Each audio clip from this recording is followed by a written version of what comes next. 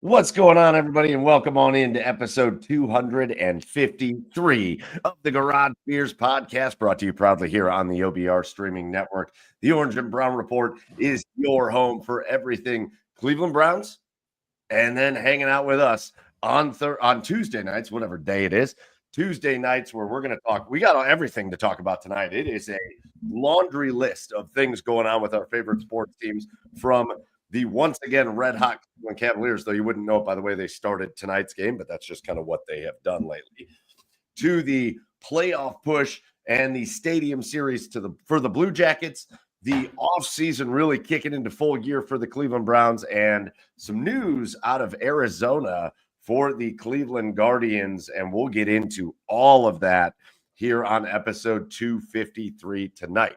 Joining you, I am your host, Michael Keefe. Find me online at Garage Beers Mike. And with me tonight in the garage, first of all, over on the east side of Cleveland, find him online at Garage Beers Chad. It's Chad Meyer. What's up, Chad? Have you thawed out yet? Have you thawed out yet, Mike? Have you thawed out? Oh, my God. Oh, God. It was a chilly night on Saturday down there in the Horseshoe, wasn't it? Very cold, but totally worth it. What an experience, man. I'm still reeling from that event, but what an amazing experience. How you doing, everybody? What's up? What's up, Mike? What's up, Joe? What's up? Yeah, it was, well, we'll get into it. We'll do a whole dive into the Stadium Series game that Chad and I went to down at the Horseshoe, the Blue Jackets beating the Detroit Red Wings. Huge playoff implications in that game, but just the atmosphere of the event was unbelievable. So we will talk more about that. But yeah, I think I just finally now, Chad, have thought out from that game. Also joining us in the garage tonight, down in Nashville, Tennessee, online at Garage Beers, Joe. It's Joey Whalen. What's up, Joe? I have so much FOMO from the Stadium Series. I can only imagine. Oh, it killed. I was like getting sad watching the game. I was like, no, I need to be there. Didn't work out this time. Maybe next time. Yeah. It was unbelievable. It was unbelievable. Yeah. We wish you would have been there. Good. Glad you guys had a good time. Great time watching it. It was a very entertaining game too. Yeah, it was an awesome. It was a first period. Again, we'll talk about it more, but it was a first period of teams kind of feeling it out, and you could tell there was just kind of excitement around the whole event. And then the Jackets get dominated all the way through the rest of the game, but still managed to put up 5 goals and get the win. So it was unreal, and it sets up a really fun end of the season. But this week is a big week in the hockey world because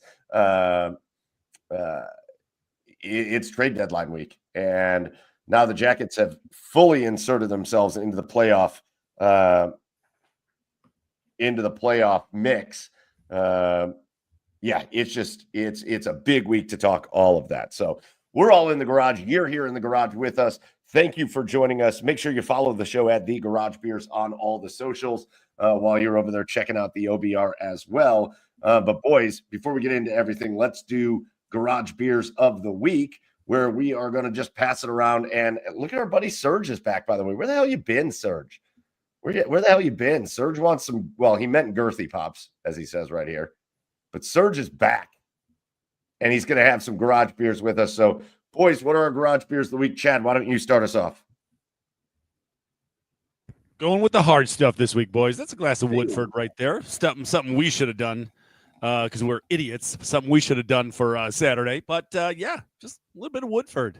Here we go. Wait, just holding big cans of beer all game? What's that? Yeah. Yep. Oh. Yeah, no, we should. When in reality, we should have done like 10 shots and like be done with it. Yeah. Yes. Just get you there, get you warm. Yeah.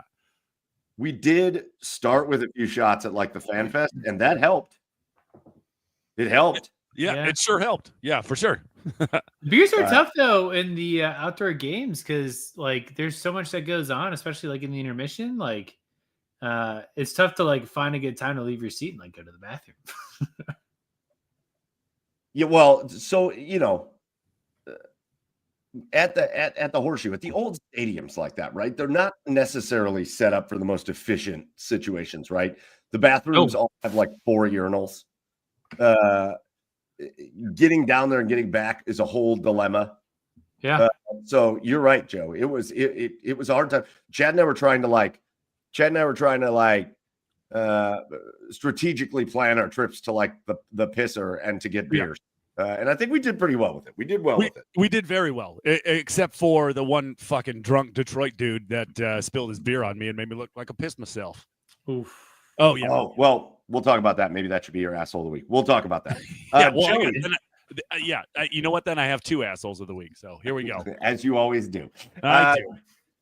Chad's going to jump out for 1 second and be right back. Joey, why don't you tell us what your garage beer of the week is? I think you left this in my fridge, or maybe my other brother-in-law did. This is from Jackalope Brewing Company, Bread's beer. Nope, that's not me. No, all right, other brother-in-law. Breads suck. They're real bad this year, but the beer's pretty good. Jackalope's a great brewery. It's a nice little Kolsch. So that's very exciting. All right, very delicious beer, tasty. A simple little Kolsch. Plus, Joe, it's good to have you back again. I know this is a crazy time of year for you. Yeah. So hopefully we get several weeks in a row of Joe. You will up until the move. Let's go. Let's go. We love it. Serge is just having a simple Tito's and Coke, sipping and vibing in Serge's house. Nothing wrong with a little sip and vibe. Tito's and Coke, is that a thing? I don't know that I've ever heard of Tito's and Coke. I'm not going to knock it. Do people drink Tito's and Coke? Put it in the comments. Do people drink Tito's and Coke? Do you put a little like lime in it? A little cough syrup? Like what's what? Look at what Serge is just being thrifty. Yeah. He's thrifty with this drink tonight. It's resourceful then. It's all that was on the shelf. That's all that matters. Yeah. This isn't a drink, but I'm going to say hi anyways. Jeffrey Champion says, "How are you guys doing?" We're doing great, Jeffrey. Thank you for asking in the comments. If you're joining us live, by the way, get into the comments. We want to hear your opinions. We want you guys to talk to us about stuff that you want to talk about in this one. But let us know what you're drinking while you're watching. That's going to bring it over to me, and I got to give a shout out to my buddy. I'm down here in Maryland again. Yeah. I got to give a shout out to my buddy Derek DeWolf, who shows up after this weekend. Again, I'm away with Chad. I drove from Maryland to Columbus and back to Maryland for this. And Sunday, I get a text from my buddy Derek, who, mind you, does not drink beer. He'll have some like Tito's and Cokes maybe, but he doesn't drink beer. But he goes, "Hey, I got something for you," and he just shows up to my hotel room door with this Hardywood gingerbread stout. Oh, I believe it's out of Virginia. That sounds delicious. It's a heavy beer. It's an imperial stout, 9.5%. And of course, it looks like, well, you're not going to see it with the background on. Put it in front of your face. There it is. There you go. There it is. Right there. Yeah. Look at that. And it's great. It's a little Christmassy, but who the hell cares? I don't think I've had a gingerbread beer before. I don't know that I have either. That sounds good. So, yeah, those are our garage beers of the week. Again, get in the comments. Let us know what your garage beers are. We'll flash them up on the screen. But now it's time for us to get into. There's so much stuff going on. There's so much stuff going on right now that I don't know where to even start. So I think we will throw a bone to our OBR people. I think we'll throw a bone to everything going on in the world of football. And I think we'll start with the Browns because right off the bat in the comments, we've got Ninja John over here saying sign Nick Chubb. And of all the cluster that continues to happen around the Cleveland Browns, the Nick Chubb cluster, it just continues. It was reported. I want to make this as clear as I can for everybody. It was reported last week that Nick Chubb, they're going to let him hit the free agent market. There's reasons that's going to happen. Because they will be able to work around some salary structure issues if he's able to hit the market and then re-sign with the Browns. But it's like the minute it came out and they were like, yeah, Nick's going to test the free agent market, it was like, Nick's gone. And then even today, like Garrett Bush and some people were talking about like end of the era Nick Chubb. I don't know why we're jumping the gun with this. I don't, there isn't going to be some big, huge market for Nick Chubb right now. And nothing's changed. Nothing has changed. If I were you, Browns, this is my little thing for Browns fans. Take a breath with the Nick Chubb thing. Take a breath. Take a breath. There's nothing that has changed that is indicating that the Browns are going to move on from Nick Chubb at this point. I don't know where the gun got jumped with some of these reports that came out, but it hasn't changed. And so just because he's going to look at the free agent market doesn't mean he's going anywhere. I don't know. I don't know what went different or what went wrong there. But I don't know. I think it's just like historical like anxiety over players that like we should resign that we don't. But that hasn't been the case, I feel like. I feel like re-signings, they've generally done like the right thing on for the most part, right? I'm trying to think of anyone they've re-upped like Denzel Ward, Myles Garrett. Who else have they re-upped? I don't know. I'm not worried about it.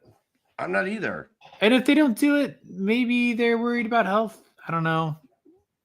Obviously, like he's not going to break the bank with whatever deal this is with his injuries, his foot and his knee. And you're not going to get Saquon money, but maybe this helps drive the price down a little bit on him. I'm not sure. Yeah. Hey, I think I see Chad in the background. I'm going to bring Chad back just so he can jump in on the conversation. Chad, I know you've been listening in the background. Where you at? There you are. Okay. I'm trying to upload this stupid background you want me to upload. Well, yeah. No, but I don't want you to not be part of the conversation. So obviously you've been watching it. I feel like I don't know where these reports are coming from, but like nobody with the Browns has said they're moving on from Nick Chubb. Nobody with the Browns has said that. Everybody just assumes that since he's going to allowed to test the market, that he's just automatically gone. Guess what? The Browns have already offered him a contract. Either they've already offered him a contract or they said, look, this is what we're going to pay you. If you find something that you like more on the free agent market, come back to us. We might match it. We might not. The situation's not over with Nick Chubb. And if it is, guess what? He's an older running back, right? It's time that people might want to wrap their heads around. It's getting towards the end of Nick Chubb than it is going to be prime Nick Chubb. So I get it. I get the emotions behind it. I get why people are all up in arms about him leaving. I totally get it. He's one of the most loyal players that you ever had. I mean, those guys are a dime a dozen nowadays. But you can't lose sight of the business of football. And the fact is, Nick might actually leave. And it's not going to be the Nick Chubb we all know and love, whatever team he goes to next, or if he stays with the Browns. So just take a breath, people. The situation's not over. He still might be back. Yeah, there's just a lot of listen. I made a post about it this last week at the Browns. They're just can this fucking team give us one good thing? Like even this Nick Chubb thing. Now listen, if Nick decides to leave, and I think Chad, you hit it on the head, and I think that's what it was reported initially, and that's what we've been talking about for the last week. Ever since it came out that Nick Chubb was going to test the free agent market, that's probably exactly what was going to happen. They're going to let him go out and see if somebody gives him a number, and if he gets a number he likes, he's going to bring it back to the Browns, and they're going to decide whether they want to match that or not. That's a pretty simple, basic situation that also leads to Nick Chubb probably coming back to the Cleveland Browns. But it all just is a part of this multi-year now. I mean, obviously last year, it feels like forever ago that the Browns made the playoffs. It was just 1 year ago. But now it's a full year of just nothing but bad news with this fucking team. They don't give you anything to root for. They don't give you anything possible. Every time I turn around, the Cleveland Browns are just embattled in some other bullshit, right? Whether it's Myles Garrett requesting a trade and then the weird fucking reporting that goes with it. I'm telling you, I try not to get too crazy on the reporters, but I think the reporting around this Myles Garrett thing has been awful. The fact that they're asking Myles Garrett, there was a report recently that somebody asked Myles Garrett's representation if he'd be open to signing an extension with the Browns. What the fuck do you think they're going to say? Yeah. They've requested a trade, whether they really want the trade, which they might, or whether they're looking for an upper hand in contract negotiations or whatever they're trying to do, whether they're just trying to prove a point to the team. Do you think they're going to come out in the midst of that and be like, well, yeah, he would sign an extension? Like, what? Yeah. No. But somebody asked this question and then they report it like it's news, like it's a new news thing. Nothing has changed. Nothing has changed on that front. You've got the Nick Chubb. I don't know why everybody's even freaking out about this right now. But you've also got like all this stuff around the draft. And now like all the players you think the Browns are going to be maybe interested in have all these kind of red flags that keep popping up. And in the middle of it all, as you're trying to think about the Browns and the football team and all that, every time you turn around, there's some other report about the Browns and the city and the state, and they're all fighting with each other. There's literally nothing positive. There's no feel-goods about this team. Everything about this team just sucks. And they do nothing. Somebody has to be good at PR on this team to like understand how to give like a good, like maybe one or two good stories, put them out there every once in a while. And they just don't. Everything is negative with the Browns. I mean, they might let us vote on the field design. Woohoo! So, God damn it! Woohoo! Yeah, and here's the dome too. They're gonna be like, oh, wait, ignore what's going on over here, but hey, check out our fucking influencer team, and dome, and see, we're doing really good in the community now, but our team is a piece of shit. No, that's why I honestly think that after, and this was 20 years too late, that I think this city is finally getting tired of this organization. I mean, after everything that went on and transpired these last couple of years, it all just kind of came to a head when you had because you think about it, right? In all of those years of losing, you never had players and fans battling each other. Right, you never had this situation that you had bringing in a Deshaun Watson. Right, you never had your top player request for a trade, and situations get ugly. None of this is going on, and I just think with how good this roster was, and with the lack of effort and the bullshit that went on this year, I think this city is honestly getting tired of this franchise, and it's well deserved. It's long overdue. Very warranted. Yeah, it's long overdue. So and like we talked about last week, I mean, there's obviously drops in season tickets because I haven't bought a ticket to the Browns game since 2012, and I got emails asking to buy season tickets. Why would you? And what makes you think? I mean, it's still early in the season. There's no reason. Nothing right now makes you think anything next year is going to be as good as it was. I can't talk. Yeah, there it was. We get what you're saying. You know what I'm saying? Nothing's going to make you think next year's any better than this past year. That was so weird. I can't. Every time I think, boys, all right, maybe there's a new corner. Maybe we've turned a corner. Maybe we've turned over a new leaf. The level of ineptitude for now into 4 decades, basically, the 90s, the late 90s when they came back, 99, the 2000s, the 2010s, and now the 2020s, the level of ineptitude that this organization has had over the span of that amount of time is impossible. Yeah. It's like goddamn outer space for me. It's hard to wrap my mind around it. Yeah. It's hard for me to understand the expanse of the ineptitude that the people that run this organization have. Right. And I always want to stick up for Andrew Berry because I like Andrew Berry. I always want to stick up for Kevin Stefanski because I like Kevin Stefanski. And I don't know. I think a big problem stems from Jimmy Haslam and I don't know who else in the organization. But like the level, it should not be hard to be able to put together back-to-back winning seasons. No. And yet they have never done it. It shouldn't be hard to just like make the playoffs a couple years in a row. And yet they have never done it. It is inept to the weirdest, craziest degree. Right. And I just feel like it's like you're in like I don't know. Every time you think you're going to get out of it, it's like quicksand. And the more they struggle to get out of it, the more it just sucks them down into the pit of despair. And it's where we've lived in now 4 straight decades with this team.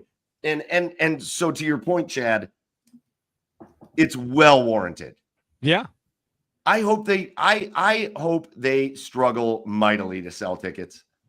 Yeah. I hope we see, to be honest with you, and I love the Browns and I'm going to root for them every game, but I hope we see a bunch of orange seats at the games without butts in them because I don't know what else can wake up this group of people and go, this isn't that hard. That's how you hold teams accountable. I mean, I know people won't do it. I know.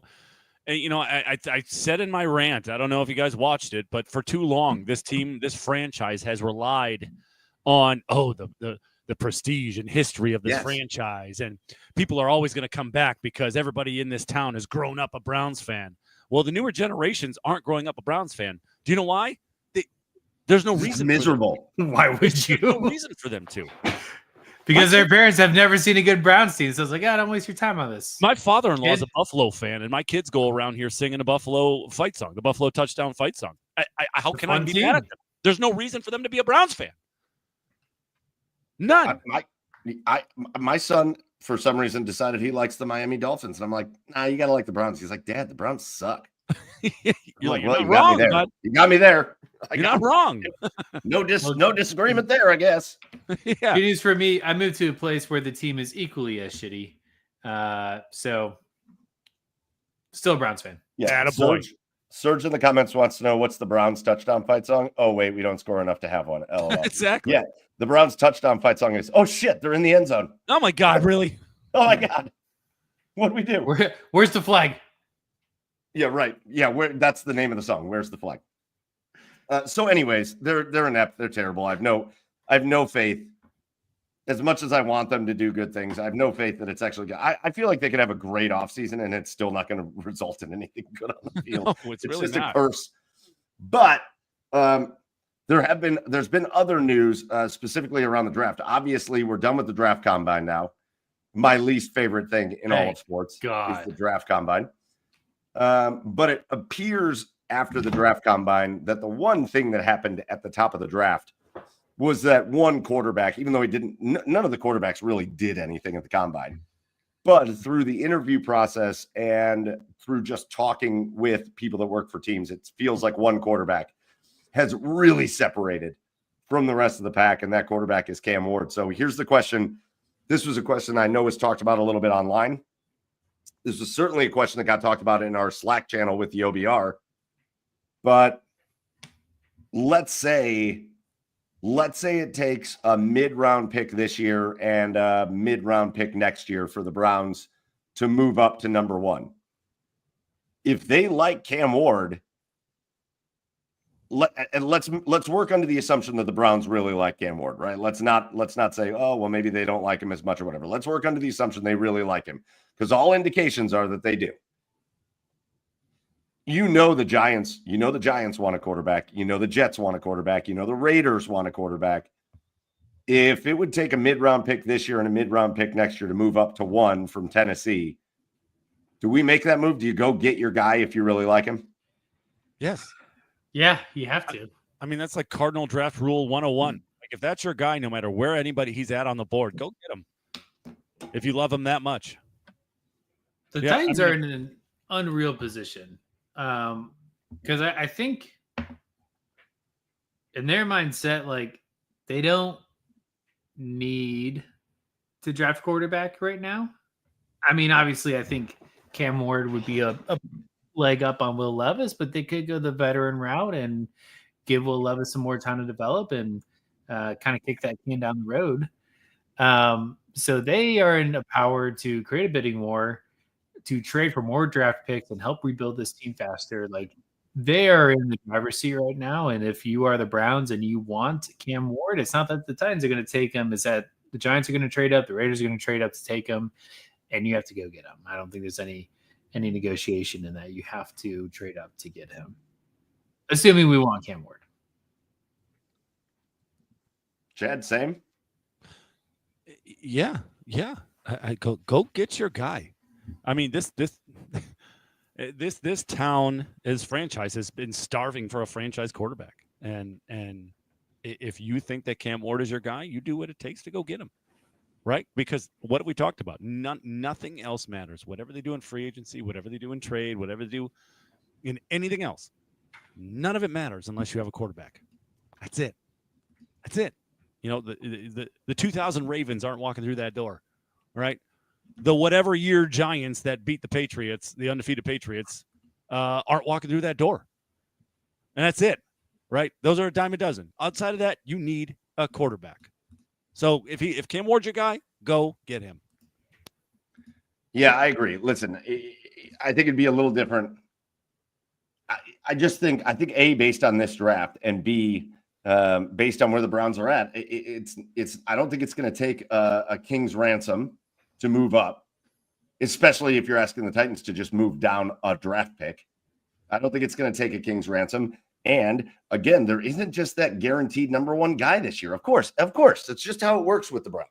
Anytime the Browns have one of these picks outside of the Myles Garrett draft, anytime the Browns have one of these top picks, they do it in a year where it's like, we don't know how good this guy's going to be. And nobody knows how good this guy's going to be. In 2018, it was, do you go with Baker, or do you go with Josh Allen, or do you go with Josh Rosen, or do you go with Sam Darnold? And nobody knew which one of those guys was going to be any good. The debates raged on. I know in hindsight, everybody's like, oh, I knew Josh Allen. Nobody fucking knew Josh Allen was going to be what he was.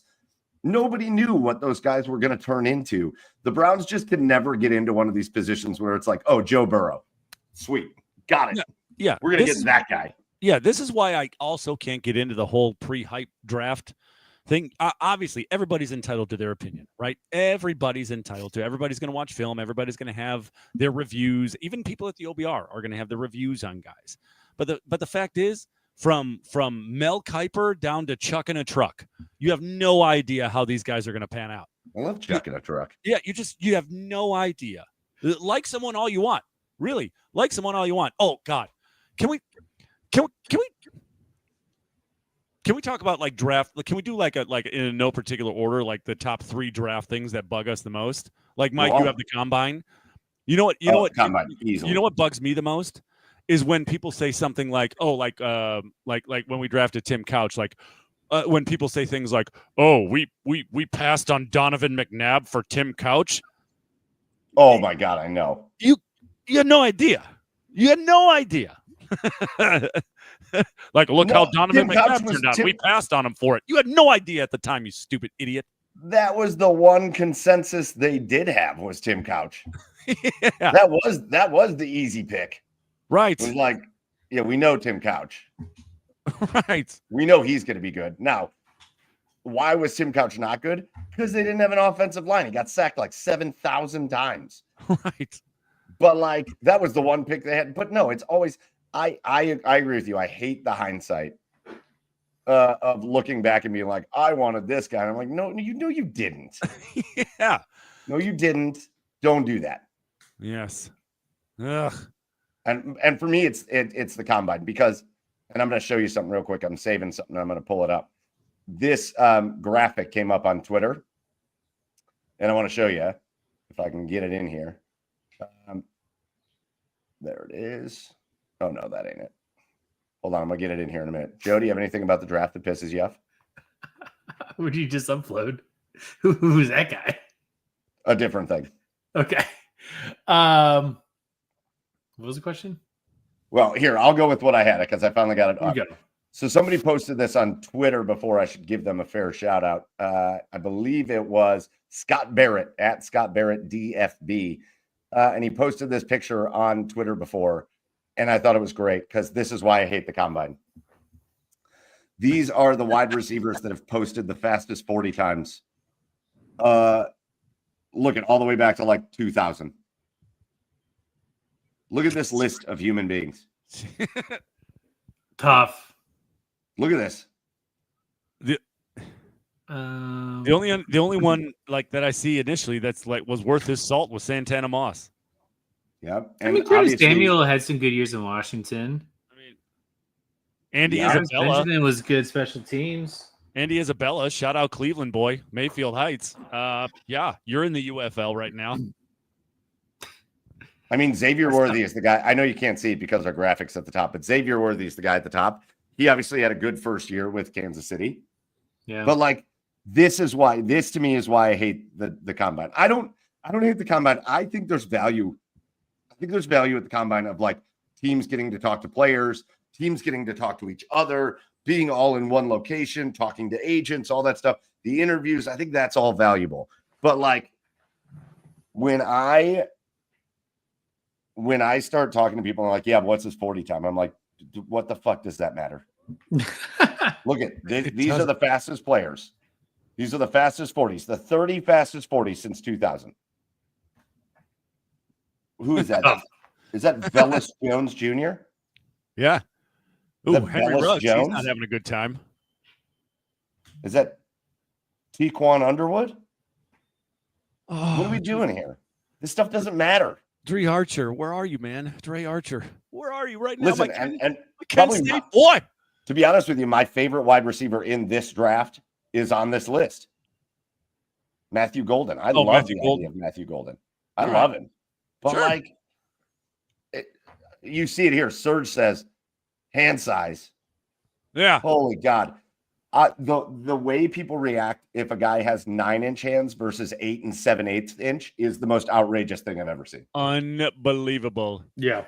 But then on the rare occasion that it works out, people just want to take their victory lap. Like, oh, you see, Kenny Pickett did have midget hands. Like, yeah, no. I just the draft combine to me is I just hate that a guy can get a bump in his draft stock. It's like you forget everything you've seen on tape from these guys. He ran really fast in a straight line for 4 seconds. Yeah. So he's got to be good at football. What? Surely. Work. I think the combined score. Now, I will say this. Ever since they've started doing like the RAS score, like the total combined athletic score, I think that's fairly valuable.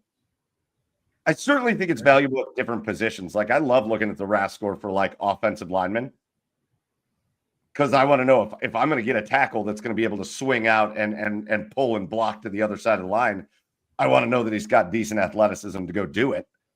Yeah, I mean, like we got to stop treating like the measurables at the combine are more important than what a dude put on the field in 3 years of college football. Like they're not more important. They're not more important. Yeah, I mean, listen, it's fun to look at. I'm not saying it's not fun to like look into it and analyze it and everything else. It's just you never know what you're going to get until you see a guy on the field. You just don't. Right. Well, anyways, that's a little bit about the Browns. We'll see what they do. Where we've got, I mean, next week we've got free agency starting. We're going to see what the Browns decide to do there.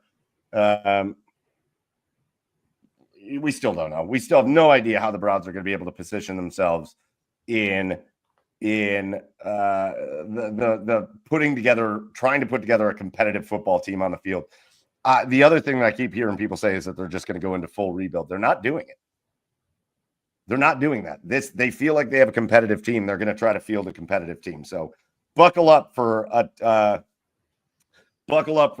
team that's going to try to go for it. And hopefully we never see Deshaun Watson again. So, all right, let's get off this depressing ass shit. And Chad, let's go back to hockey. What a downer. Let's go back. Let's bring it up. That was the depressing thing. Now we're going to bring it up. So Chad and I went to the Stadium Series on Saturday at Ohio Stadium at the Horseshoe. Over 94,000 people in the Horseshoe for the Blue Jackets and the Red Wings. And Chad, the more I thought about it, the more I realized I'm pretty sure it's on my Rushmore of sporting events I've ever been to. You're muted. I love not hearing you. Oh, I should probably turn my mic on. Yeah, Honestly, it's I work a lot of sporting events, right? I've worked a lot in huge stadiums. I've been in Penn State. I'm like sick brag, right, Chad? But like I've worked in a lot of these stadiums, but I never really get a chance to just like take it all in. And I got a chance to do that this Saturday, to like take in the atmosphere, taking the crowd, and just to see just a sea of people everywhere you looked around for a hockey game, an outdoor hockey game at Ohio Stadium. It was unbelievable. The setup, the pregame festivities. I found out I know more 21 Pilots songs than I thought I did. Good point. Just everything about the event was just spectacular. Like if I could, I have a couple of nitpicky things, right? But like outside of that, it was just. It was what? Unbelievable. What was nitpicky? Yeah, what do you? Oh, did they have the cup there? What nits are you picking? They did have the cup there. The line was like a 90-minute wait to go get a picture with the cup. I thought everything at the Fan Fest that they had available was awesome, right? I just think they could have found a bigger space to do it. Like it was, we were packed in like cattle there, right? Like when you can't cross the street. Because there's so many people waiting to cross the street all at once, you probably need to maybe widen the space out a little bit. That's it. And then the only other thing I had was that concourse at Ohio Stadium. It's the first time I've been in there in a while. That felt like a glorified high school concourse. Like I felt like I was under the bleachers at Menor. That concourse could stand to use some updates. Other than that, yeah, everything else, perfect. I don't want that to take away from how awesome this event was. Yeah, this was our actual view from our seats at the Stadium Series. Shout out to the Blue Jackets for hooking us up with tickets, as well as some of the other creators and podcasters that cover the Jackets. But you'll see right there, they had this wasn't the full-on Ohio State marching band, but it was the athletic band that performs at like hockey games and stuff. So they had the band there, which was a nice touch. But just from the very beginning, I'll tell you. Can I tell you what my nitpick was, Chad? Actually, you know what? I'm just going to give you my asshole of the week right off the bat. You know who my asshole of the week is? My asshole of the week is ESPN. This game was supposed to start at 6, and it was delayed like a half hour. Why? Because there was some random regular season SEC college basketball game on. Why? They literally delayed the start of this hockey game, this event with 94,000 people. They delayed the start of it. We were all sitting there like, what is happening? We were just sitting like nothing was happening. Yeah. We delayed the start of it because, I don't know, 2 random SEC schools were playing a regular season college basketball game and it delayed it like 35 minutes. Dang. ESPN just being like, hey, if you want to watch the end of this basketball game, it'll be on ESPN2 or ESPN News or whatever. No. We've got to push. It was Alabama, Tennessee. It was a great game. My buddy Klinger. Alabama, Tennessee. He says he was slitting his wrists at a bar in DC waiting for the game. Did you see the end of that game, though? That was pretty electric. Who gives a shit? I could have sworn I had no basis of this, but I figured there was just some like ice malfunction or some issue with like the setup of the ring, because like these games get delayed all the time. But like that's a tough reason. Yeah. We were all sitting there. It was cold. We were waiting on everything to begin, and it was just like, oh shit, tell the band to play another song. ESPN, totally my asshole of the week for delaying this game. But other than that, Chad, from the very start, having the Gaudreau family walk the Blue Jackets out of the tunnel was awesome to see. And then just the electricity around the game, man. That's the other thing is 94,000 people. That crowd, Chad, that probably is the most impressive thing about the whole game. That crowd was extremely into the game the whole game through. Chad, if you turn off your microphone one more time, I'm going to kill you. Completely agree. It was on. Just open your fucking ears.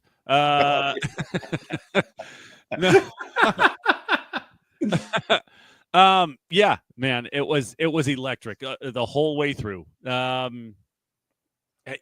don't know. The fireworks, the flyover, the adding a cannon every time they scored a goal, which I wish Mike would have just recorded, but he just didn't. The Ohio State athletic band. I thought that's another thing I thought too. I thought it wasn't like completely. I knew they were going to. You knew they were going to incorporate some Ohio State elements, but I thought the focus was largely on the Jackets, which was nice. Like the Ohio State athletic band, marching athletic band was there. But they were there pretty much just to play music. They did script Ohio on the ice before the game, but that was the most like Ohio State thing that happened. And then Carmen, Ohio afterwards, which I have the most epic GIF of all time after that. But thanks to Mike. But I thought that was a perfect. The focus was on the Blue Jackets, and that was great as well. I think from watching, it was cool that they were playing the goal song. I think it was they really, really wanted to capture the cannon going off. And I think it was the Danforth goal. They put the camera on it for like 5 to 6 seconds and just nothing. Yeah. I don't know if it malfunctioned or what, but no, they couldn't get it.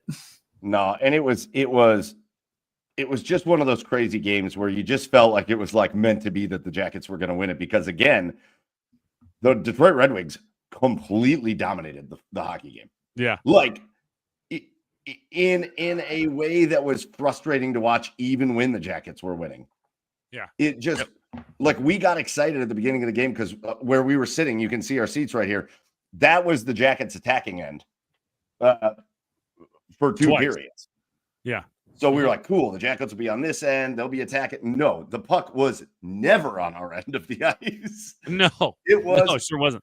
Always down there with the Red Wings. They had what, 48 shots on goal compared to 21 for the Jackets. 46 to 21 was the final shot count. 46 to 21. And it was just a dominant effort by the Red Wings. But like I said, you just felt like in the moment. And there were a lot of Red Wings fans there. It was much heavier on Jackets. There were a lot of Red Wings fans, and I think the fans were fun. Like, nobody was really being a dick or anything, and I think the fans were a good time. Yeah. But, man, when the Red Wings tied that game up, I thought, there's no way the Jackets are going to pull this out because they were just getting so thoroughly dominated. Right. And, boys, if you didn't watch it, you got to go back and watch it. You may have to ignore a little bit of a high stick here or there. That's fine. What high stick? That Justin Danforth goal? I didn't see anything. That Danforth no injury. Goal? Yeah. I don't know if you heard the explanation, but if the ref does not stop the play for injury and they don't call the penalty, it's not reviewable. Here we go. Right. All right. So, yeah, it's a good goal. Like, literally, they had the rules analysts come on. They're like, yeah, there's no issue with the goal. the player didn't go down for injury. There's nothing to change on it. It was. Do you know what the hard thing was though from our seats there? Because that did happen right in front of us. Yeah. But Danforth shoots, gets the rebound, top shelves it. Yeah. Amazing, right? We couldn't really see all of it from where we were sitting. But what we could see was Danforth go to the ice, and then he and the defender for Detroit like go sliding up against the boards. Yep. It was mass confusion on our end of the stadium because the referee never signaled goal. Oh, really? He skated over to check on the two players that had just smashed into the boards. And he never signaled goal. And then all of a sudden, so nobody was cheering where we were sitting. And then all of a sudden, you could see the light behind the goal, and the light was going off. And then all of a sudden, everybody's like, wait, what? Like, did we just score? Yeah. And the place was electric. Electric. Yeah. That's crazy because, like, from the TV perspective, like, it went in. Like, there was no, like, question about it. They slid to the boards, and then Olivier came over to, like, push Red Wing guys off. Also, man, you probably weren't able to see it, but, like, Olivier's goal? Wow. Oh, we did see that. Yeah, it was great. Oh, yeah. Beautiful. Yeah. Beautiful goal.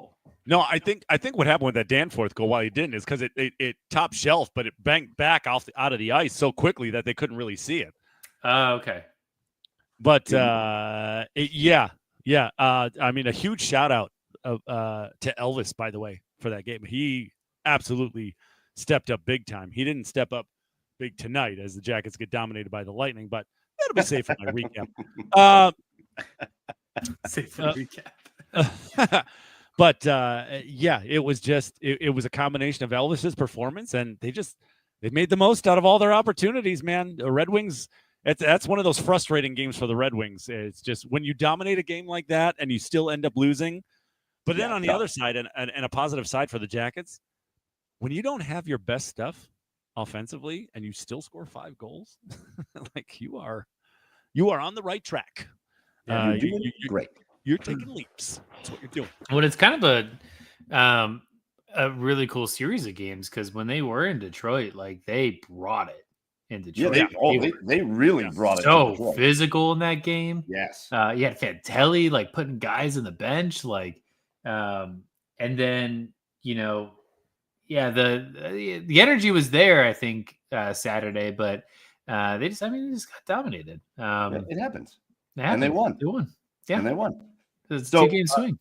Real quick before we move on from the Jackets, boys, it is the trade deadline is Friday, so we're just a couple days away from the trade deadline, and Don Waddell has talked a lot about wanting to be aggressive in making the team better, but also not wanting to mess with kind of this special chemistry, this weird special chemistry this team has that probably is in a big way forged by the tragedy of the Johnny Gaudreau situation in the offseason.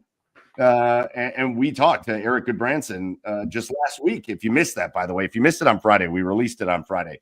Go back and listen to Eric Goodbranson. He was awesome.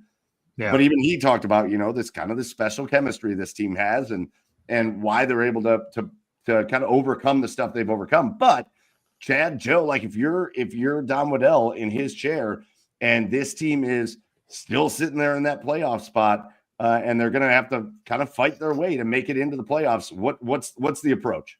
What do you want to see the Jackets do this week? Nothing.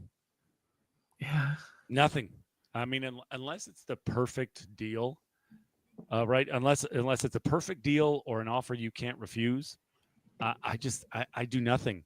I mean, if you looked at his quote from ESPN in the Stadium series, he basically said, when I first started this, I was just hoping we would be playing some sort of meaningful games in March.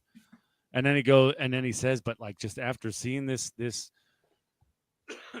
group and with the way they love each other and the way they play together and their chemistry, he goes, I'd be remiss if I said I don't think I think I should give them a chance. I think I should ride this out.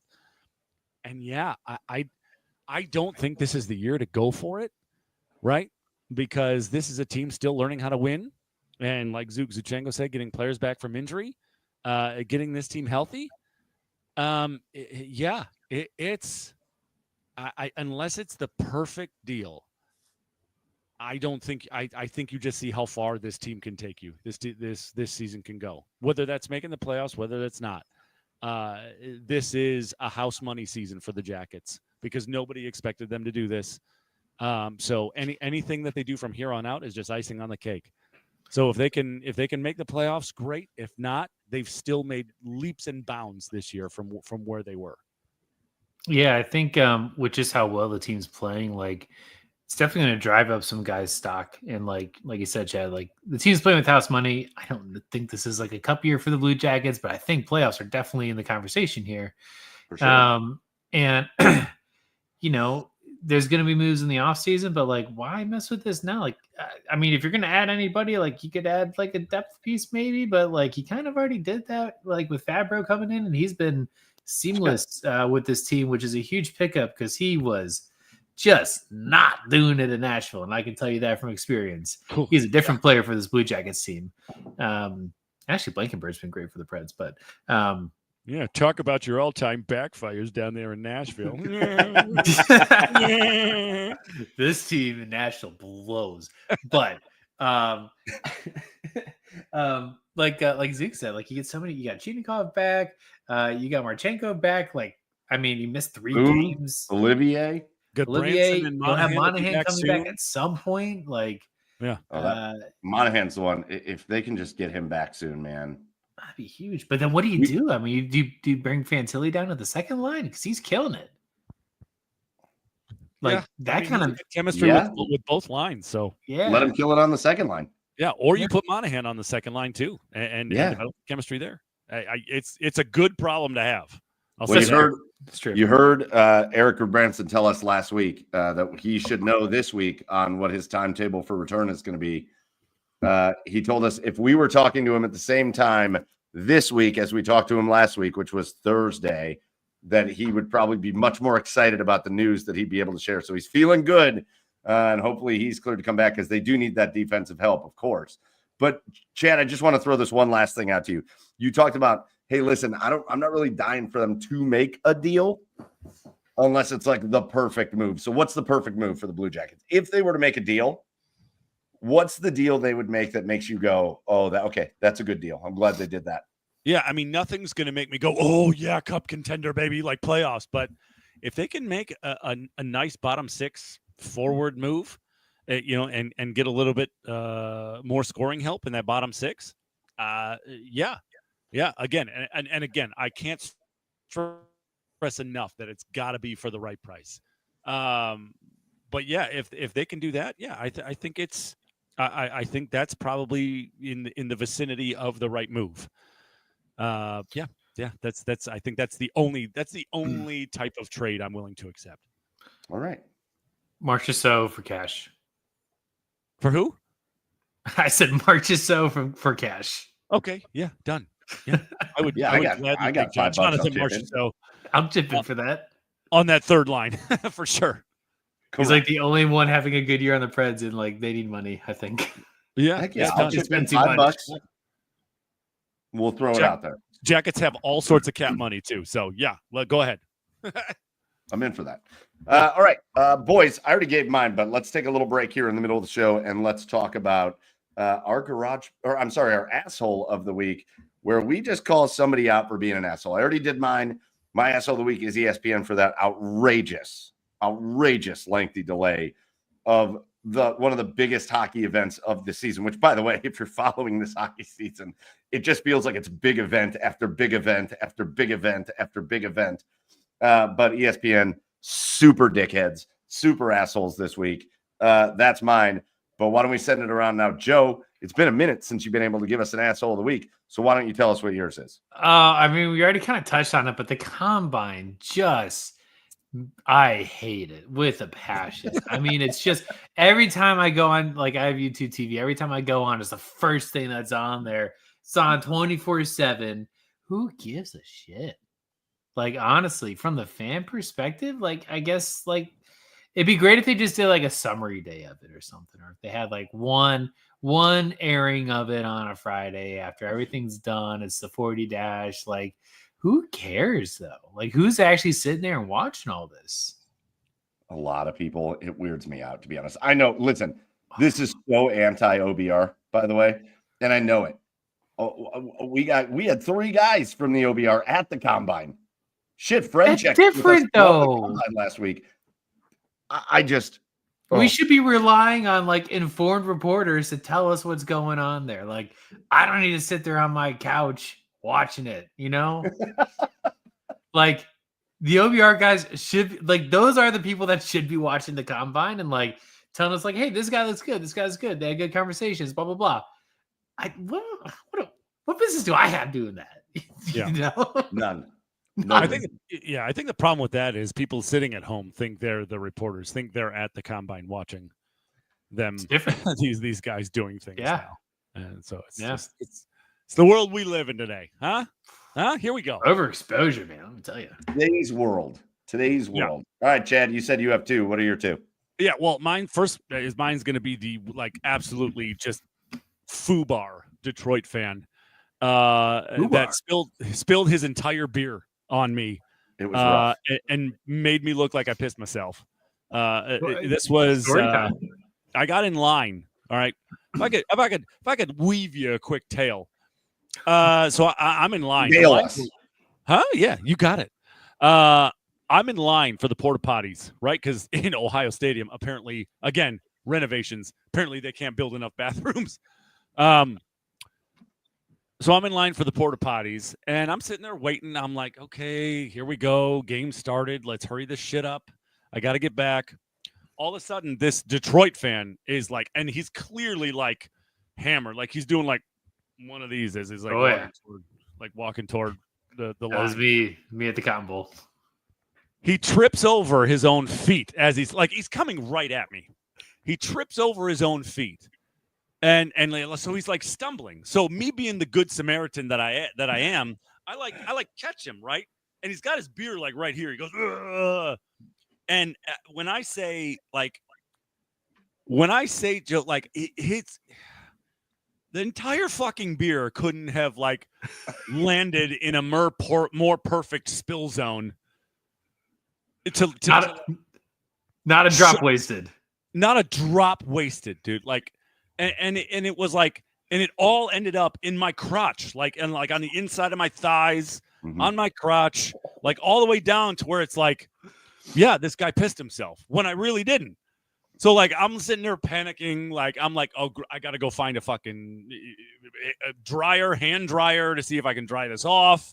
Like I go walking around the concourse, see if like the wind can like help me out a little bit. But he was gone for a long time. Yeah. Chad, you were gone like the first 10 minutes of the third period. I know. And eventually, you know what I did? And it was kind of funny. When I was walking around, I noticed that nobody was really noticing, right? So I was like, eventually I was like, okay, I'm going to go back to my seat. And like, I'm just, people are going to think I pissed myself, so I'm just going to own it. Well, shit, you were just trying to get warm. I mean, I think people would have understood it. Yeah. Yeah. Like it was the way the temperature shifted, by the way, the forecast was wild. It was supposed to be like 45 and nice. Yeah. And then like a day before the game, it was like, ooh, never mind. It's going to be 28 at puck drop, and it's going to get down to like 15 by the end of the game. Right. It was freezing out there. Right. So and windy. Yeah. So I go back, I tell Mike what happened, but I mean, obviously I'm not going to tell anybody else what happened and just like hope that it dries. And like, yeah, so there we are. You ain't cool. Consider me Miles Davis, Sean. Dude, it was. I told Chad, I said, there might be a silver lining to this. I said, if they do last call and we're not able to get a beer, I'm just going to suck on your pants. Yeah, and it's going to be so hot, and I got turned on. I didn't have to do it, by the way. I didn't end up sucking on Chad's pants. Throw that on the TikTok. Wow. I did. I know, and you ended up not doing it. Grind views after dark here. All right. That sucks, but no. And then my other asshole is Casey Anthony. Who the fuck asked for your murdering face to show up in public again? Like your baby killer like face to legal show advice. And be like, oh, I've been in the legal system, like legal researcher since 2011. That's because you were on trial and like in jail. You fucking idiot. What happened? Why since 2011? Yeah, for murdering your kid and like I'm gonna give other people all the tools that they need. Oh yeah, like tools to like kill your daughter because nobody knows how. Like still to this day, nobody knows how you got away with it. You fucking idiot. Dude, it came up on TikTok for me, and it was like, I'm Casey Anthony, mother of the dead kid. Right. And like, my parents are this and this. And I just remember sitting there looking at my phone like,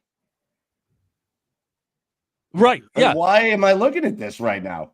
Yeah. Like this is to me to reintroduce myself. Nobody wants to know you. OJ died, so now we need Casey Anthony on the internet? Yeah. She might as well be like, hey, Twitter hey there, world. Twitter world. It's me. It's me, Casey Anthony. The baby murderer. It's baby me, yours truly, Casey Anthony. Yeah. But the legal advice I have to give you is when you murder your child, here are the bars that you're supposed to go party at afterwards. Oh, right. Well, yeah. Like why? Nobody asked for you to ever show your face again, but here you are. So yeah, Casey Anthony. Total asshole. Total asshole. All right. Those are our assholes of the week. 10 o'clock rolls around. Let's start thinking about warm things for a minute before we finish out with our last one. And let's talk about the Guardians. I think there's been some positive news out of spring training, boys, for the Cleveland Guardians. I think there's been some negative news. I will say that we did have a guest that would have come on with us, but then I messed it up. Our buddy Mike. Our buddy Andre Knott said he would come on with us. And then I said, 7 o'clock your time. And he was like, I can't make it. And I didn't know that Andre's not in Arizona right now. He's in Ohio. So if I would have said 9 o'clock, he would have been able to be here.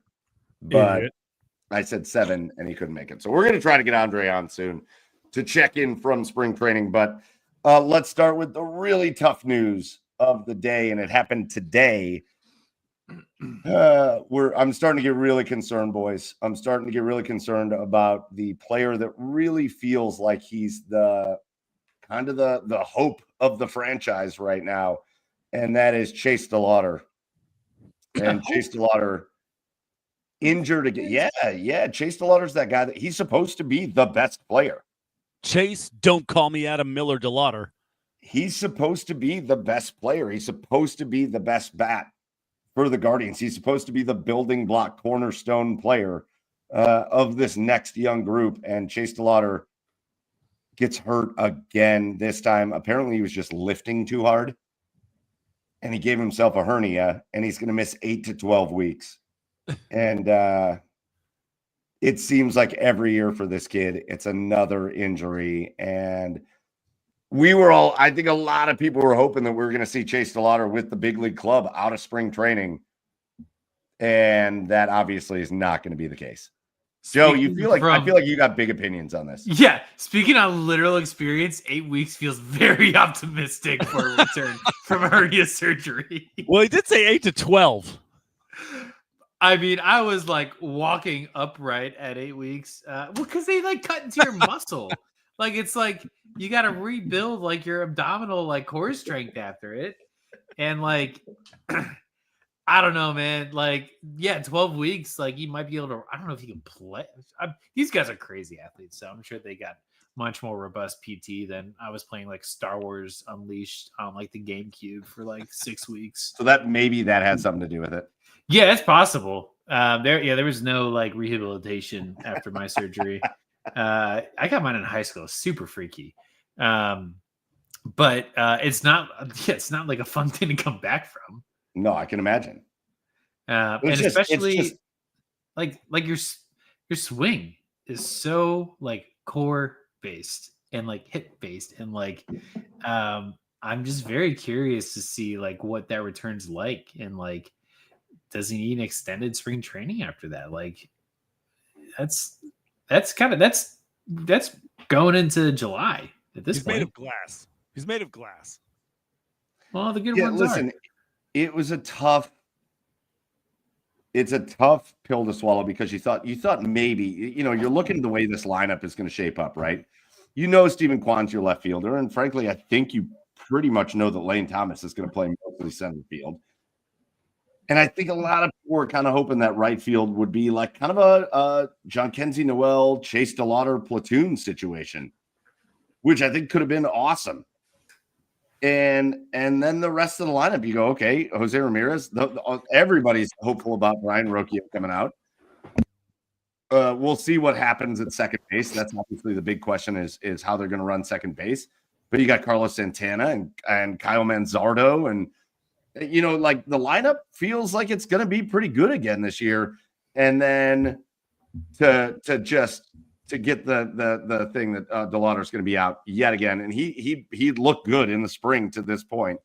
It just makes you very nervous that it is an every year situation with this dude. And it's an active injury, but didn't happen while he's playing, which is really unfortunate. Well, and it's always something major. It's always something like 8 to 12 weeks. It's always something like 4 months. It's always like something long term with this guy. Yeah, it's true. So that was the news of the day. But if we're thinking of positives regarding the Cleveland Guardians, I don't think you could talk about anything as much as you could maybe talk about Gavin Williams right now. Have you guys looked at what he's done in spring training? I have not. But what's up? Tell me. Average fastball velocity right now is 98 plus. Huge. And he's been unhittable in the spring. Now, obviously, it's spring training and guys are working on stuff and guys are working on their swing and all that stuff. But Gavin looks like that guy that we were all told could be an ace level player. And if that happens, especially there's question marks in the starting rotation, right? Sure. But if Gavin Williams is not just serviceable, but really good, that is a whole new thing for Guardians fans to be excited about, because now you got 4 guys for sure that you could really trust out there if he can be that good. Yeah. Whole new wrinkle into the rotation for sure. Yeah. It's such a big difference maker. To me, that's the biggest story out of spring training. Is a lot of guys are doing just kind of what you would expect them to do. They're getting ready for the season, all that stuff. But Gavin Williams coming out looking like an ace. That could be a breaking point for the Guardian season. Yeah, that'd be huge. And we saw it just abysmally last year. Depth is so important, and you can't come out of spring training with 2 guys you're feeling good about. If you can have 4 that you're walking out of spring training with, it's likely some part of that rotation is going to have issues at some point of the year, whether it's performance, whether it's injury. So right. You need reliable depth in that position if you want to be competitive, because there's going to be changes throughout the season, and that would be huge if he comes out strong like that. Can you believe we're less than a month away from baseball? Home opener is in 36 days. They start with a 9-game road trip. Yeah. That starts in March. Yeah.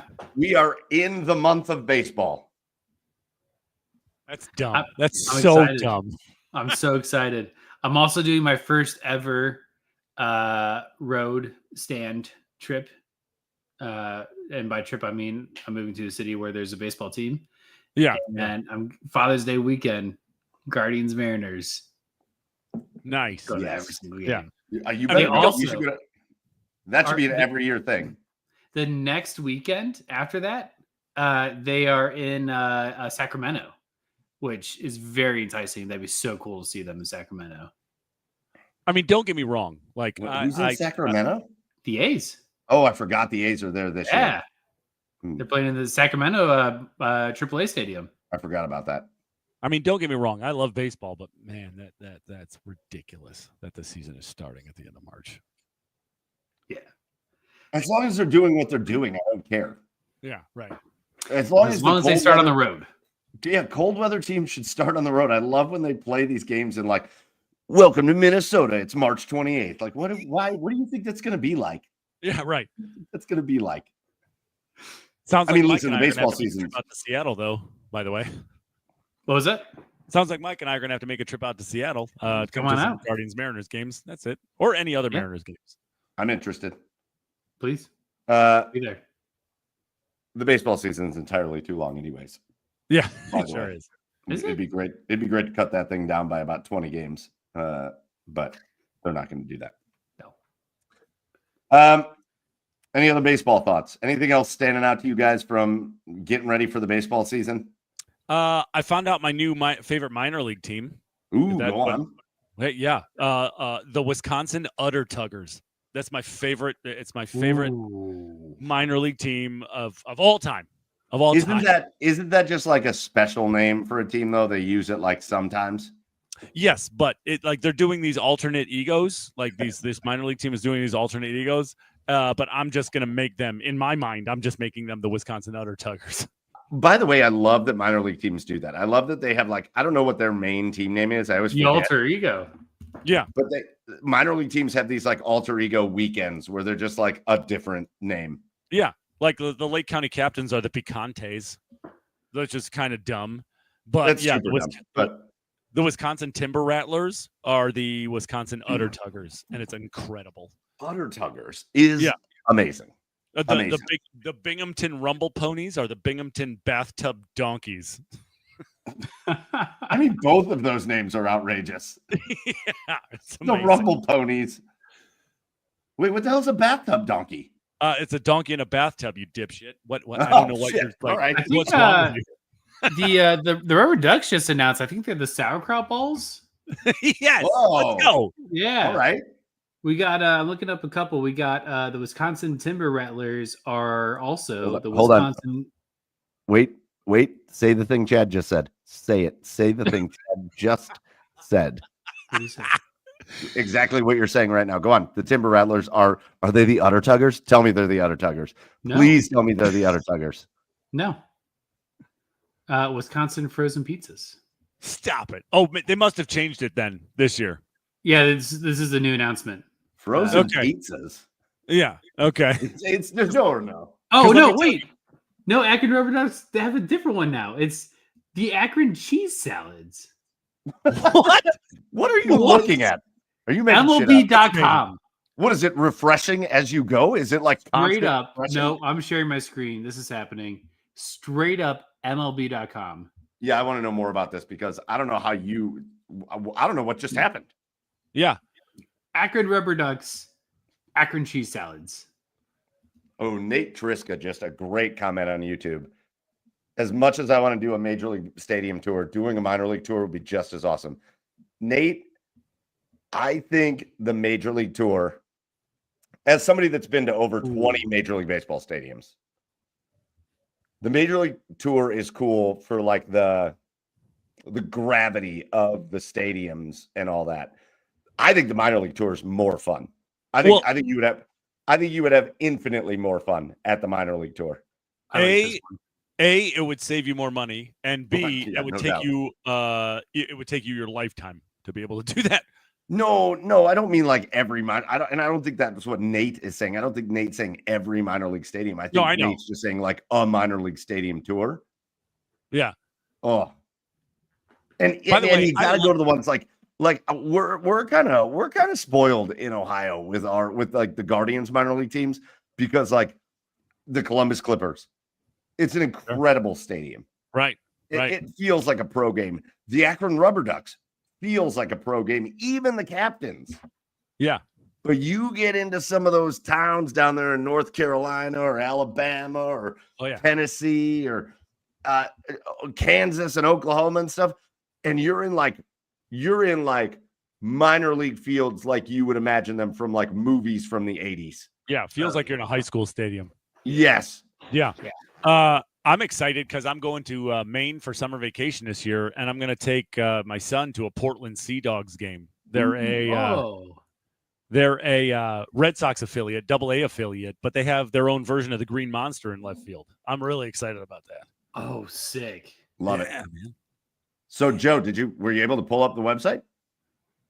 I thought I did. You got to share the screen. You got to do the share screen thing. Oh, shoot, my bad. Ooh, the Bulls are. Oh, I didn't bring him to the show. All they can handle tonight without Evan Mobley. I know. We'll talk about it. We got the New Hampshire Fisher Cats as the New Hampshire Space Potatoes. Let's go. Love that. Love the Space Potatoes.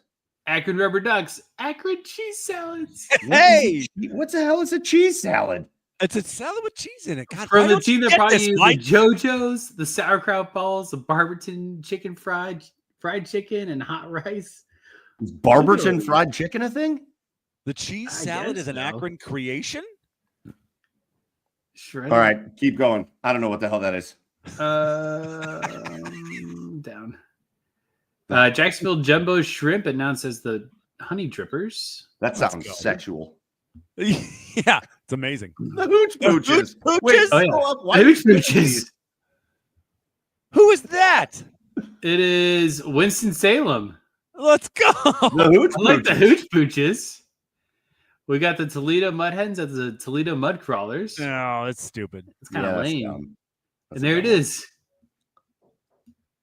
Wisconsin Frozen Pizzas. Look at that logo. What is this? I got to get some Utter Tuggers gear while I can. Well, I'm sure you can find it. I'm sure you can. Dude, and let me tell you, by the way, that Utter Tugger merch is incredible. Oh, yeah. So good. Dude. I love that hat. What? That hat's phenomenal. Awesome. Wow. All right. I'm taking that out of here because I'm getting sick watching you scroll. Sorry. Okay, that was great. That was a little side note that I didn't know we needed. All right. Let's finish talking about a little bit of the Cleveland Cavaliers, who are, they were hot last week.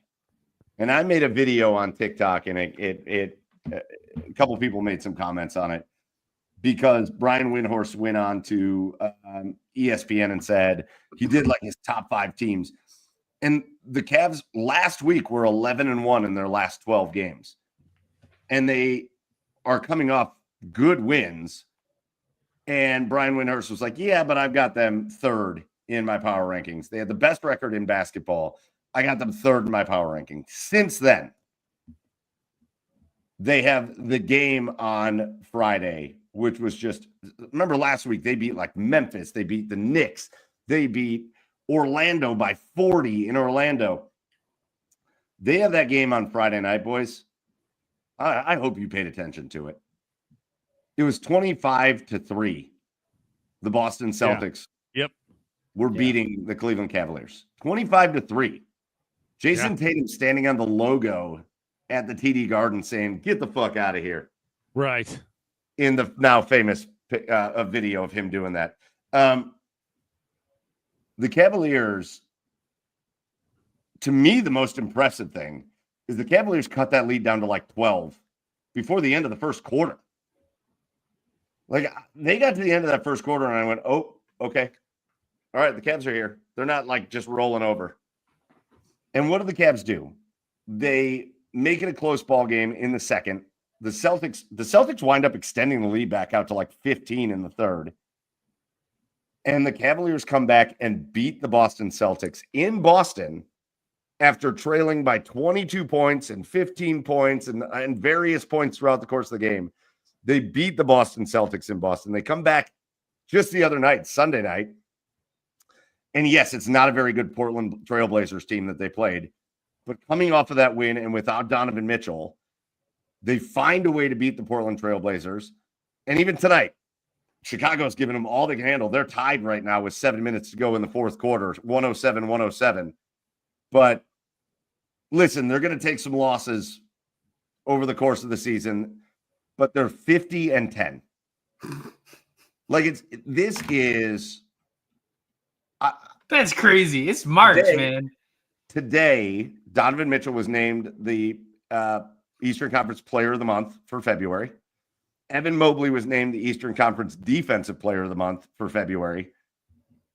The turnaround of this team is just, it's wild. And I guess I've got a little pet peeve that I'm going to get to in a minute, but like, this was a spectacular week for the Cavaliers.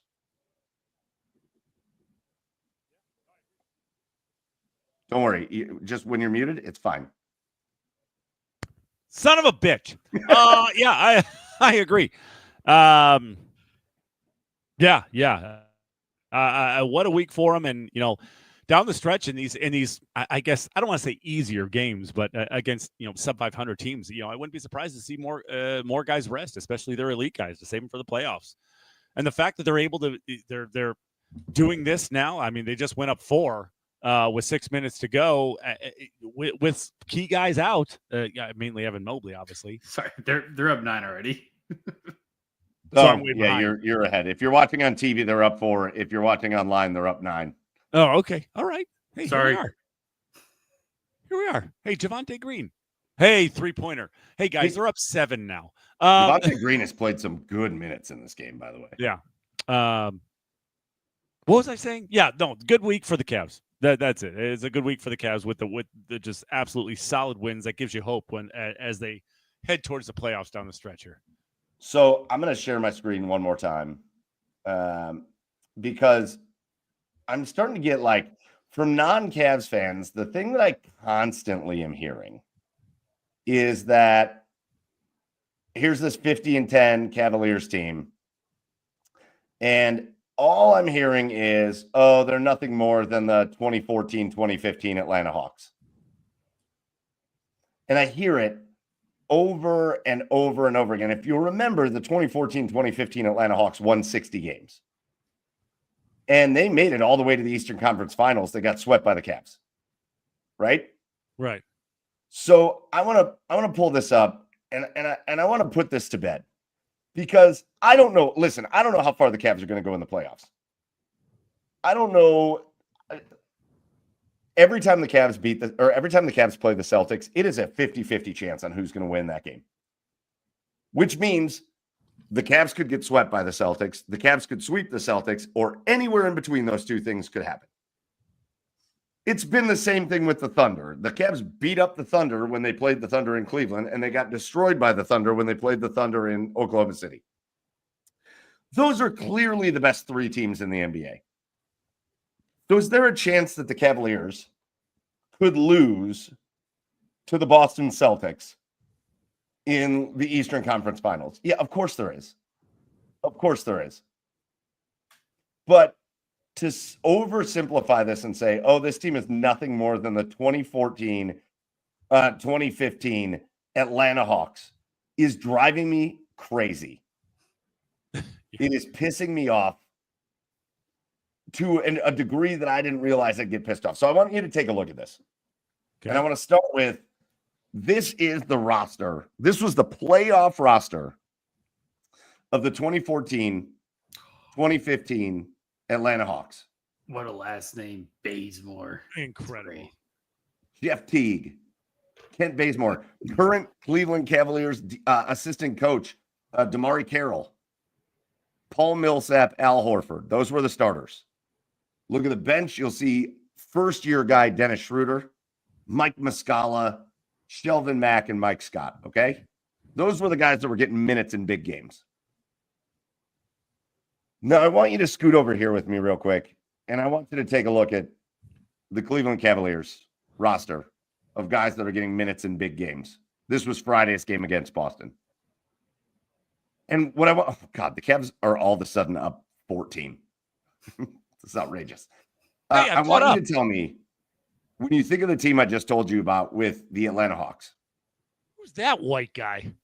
When you look at these two teams, boys, tell me what area, who on the Hawks would you trade somebody on the Cavaliers for? Absolutely nobody. No. You don't even have to finish that question. Absolutely nobody. I don't know. I don't know what people are smoking when they think this. People, whenever you have like the best teams, right? Do you ever notice how they're just like people not fans of those teams will just do anything to tear them down?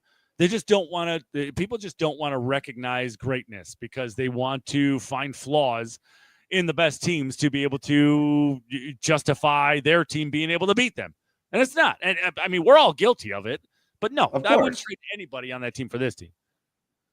I just from I don't even want to make this from like a Cavs perspective.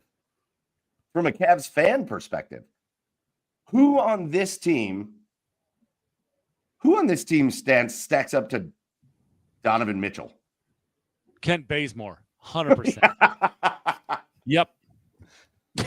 Like Kent Bazemore was a pest, but like, who on this team stacks up to Darius Garland? Nobody. You're going to tell me you'd rather have Jeff Teague even in his prime than Darius Garland? No, you wouldn't. Yeah, no. Who stacks up?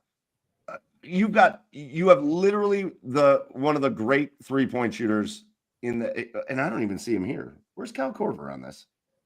Was this the year he was traded to us? I don't think he was.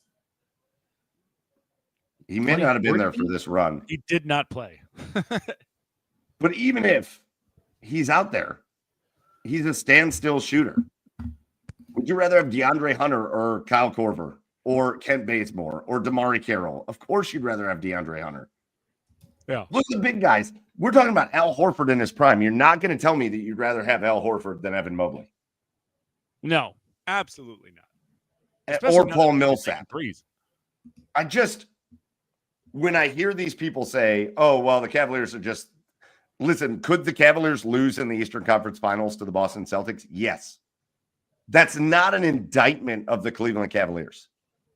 That is just acknowledging that the Boston Celtics are the defending champions, and they're a really good basketball team. Right. And if the Cavs lose to them, it means nothing about how the team is structured and set up. Right. Other than two great teams win up against each other, and one of them had to lose. Right. I'm telling you, if this Cavaliers team is healthy in the playoffs, if Boston is going to beat them, or if Oklahoma City is going to beat them, or whoever, it is going to take 4 perfect games. Right. I think he picked one of 3 games that he had a broken nose and was out. I was going to say. He was definitely on the Hawks that year. I mean, I love Kyle Korver. It's great. Listen, he's a Cavalier. I love him. Definitely. And he is one of the great 3-point shooters in the history of basketball. Yeah. But am I taking DeAndre Hunter or Kyle Korver? Give me the guy that can play make. Nobody play made for them. God knows they didn't play great defense. Yeah, 100%. I don't know. I just feel like it's a lazy take. The Cavaliers, I don't know what has happened, but they're up 20. They played with their food. They played with their food, and now they're like, "Yeah, all right, time to put these guys away." They went up 20 in 5 minutes. Just the fastest. All of a sudden, they just made all of their shots. So, right. All right, boys. 10:30. It's been fun. Just kind of catching up on everything. There's a lot going on. Again, stay tuned because I know we'll be making videos and posts and stuff. Chad, I'm sure you will be making videos about the NHL trade deadline, especially if the Jackets do anything. For sure. We'll obviously continue to try to get you ready for the NFL draft, baseball season. We'll try to do a little bit more on some of our videos when it comes to the Guardians and baseball. Obviously, the Cavs. Yeah, we really do lack on that. We should get more into that. We're going to get more into that. But I think it's time to wrap up this show. It's been good catching up on a little bit of everything, but we are not going to end this show without doing our cheers of the week. And again, Joe, since it's been a minute since you've been here, I feel like I got to give you the honors, man. What's your cheer of the week? I got a good one. I'll try to make it quick. We had an anniversary. We do like a staycation in Nashville for anniversary every year. And we stayed at this place called the One Hotel downtown. And coincidentally, at the same time, our heat went out and it was like cold as shit in Nashville still. It's actually kind of nice today. But it's like low 20s, just like unbearable. So we're like, okay, great. Let's go to the hotel. Like it's perfect timing. We just won't be home. Heat wasn't going to get fixed for like another 4 days. We had a friend reach out that had a trip planned to the same hotel that got canceled, non-refundable, and like gave us the room until like the end of the week. Isn't that the hotel you stayed at on your wedding night? Yeah. Oh, that's cool. So we basically got a free room for 5 nights at this hotel, which is like very bougie and like out of our price range. So we only do one night there. But got to stay out of the cold of the house. So it's just a very nice gesture. And it was a nice way to do a little staycation here in Nashville. So cheers to them. Shout out to the anniversary, by the way. Cheers to that. Nice. Yeah, 2 years. Yeah. Way to go. God, it was 2 years ago. Jeez. 2 years? Two. Yeah, one of the all-time great weddings too. One of the all-time greats. It's a good one. Good time. Time sure does fly. All right, Chad, what's your cheer of the week? Oh man. I spent so much time on my asshole this week. Oh, wow. Well, he's a well-groomed man. Let's move on from that. Let's see. My cheers, Go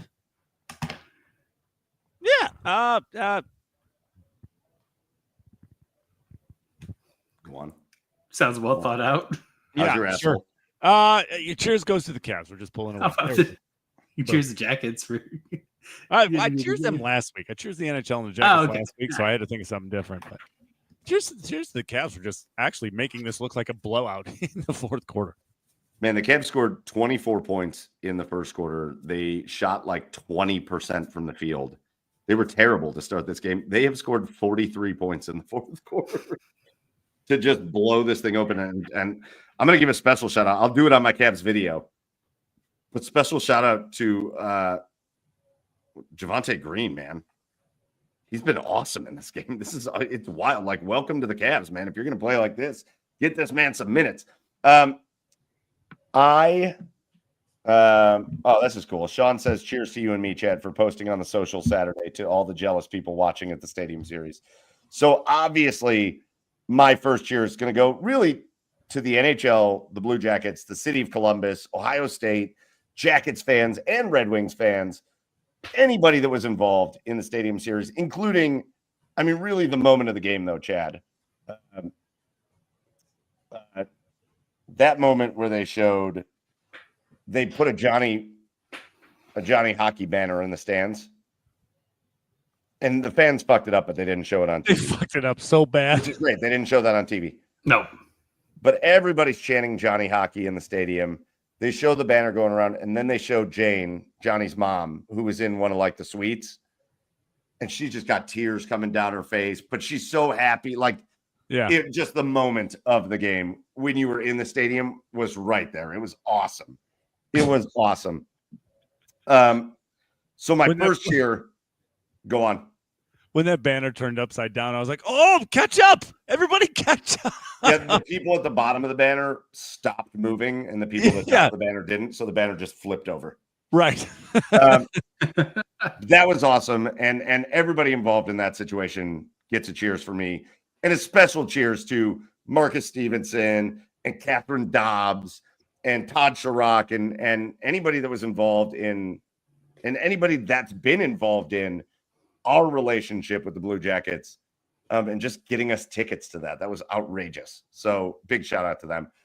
My other cheer of the week, though, and I'm gonna nerd out for a minute, but at the same time we were at that Stadium Series game on Saturday night, Chad. And Chad, you're going to care more about this than you will, Joe. I'm giving my second cheers to the WWE because they took over the kind of entertainment and sports world on Saturday night. Yeah. And every once in a while, you got to feel like if you run the WWE, if they're talking about you on like Good Morning America and Sports Center and like everywhere, you're like, shit, yes, this is what we're looking for. They did a John Cena heel turn. Yeah. And John Cena has never been a heel once in his career. He's talked about it a lot. Apparently it was supposed to happen too in like 2012. He's never done it before. And they had him do it. They had him beat the shit out of Cody Rhodes. John Cena and The Rock are doing this thing. I don't know. Travis Scott was smoking weed in the ring and then actually punching Cody Rhodes in the face, which was hilarious. I guess they didn't teach him how to WWE punch, so he was just wailing away on him. Yeah. But it was really cool. It was a shocking moment. And just anytime you can garner that kind of attention from something that's fairly niche, I think it's really cool. So I think it a shout out. That was awesome. Yeah, John Cena follows us on Twitter. Not a big deal. Just reached out to him and no comment. No comment has returned. Yeah, right. It certainly wasn't a John Cena bot on Twitter that followed us. No, it was cool. It was really cool to watch, and it's cool to see the reaction afterwards. So get a cheers for me. All right, that's going to do it for us. Episode 253 in the books. We'll be back same time next week. But until then, make sure you're following the socials at The Garage Beers. Get over to TikTok, X, Instagram, all those places to tune into everything we got going on. Make sure you are tuned into the OBR. Listen, coming up to draft season, it is busy season for the OBR. We got shows every night of the week, and most nights we have multiple shows and all the written content on the OBR. It is amazing. Once the NFL draft comes, we are going to have wall-to-wall video draft coverage. I'll be a part of that.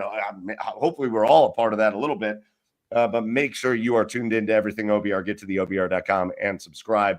Whether you're watching us on YouTube or Twitch right now, make sure you hit subscribe and follow, and we just appreciate the support. So that's going to do it for tonight. Big thank you to everybody that joined us live and got into the comments. If you don't join us live, remember you can always catch us on Apple, Spotify, wherever you get your podcasts, or you can watch us on YouTube or Twitch on demand. And again, that's going to do it for episode 253. So for Joey down in Nashville, Tennessee at Garage Beers Joe, for Chad on the east side of Cleveland at Garage Beers Chad, I am Michael Keefe at Garage Beers Mike. Go follow the show at The Garage Beers on the socials. And we will see you next week for episode 254. Until then, cheers, everybody.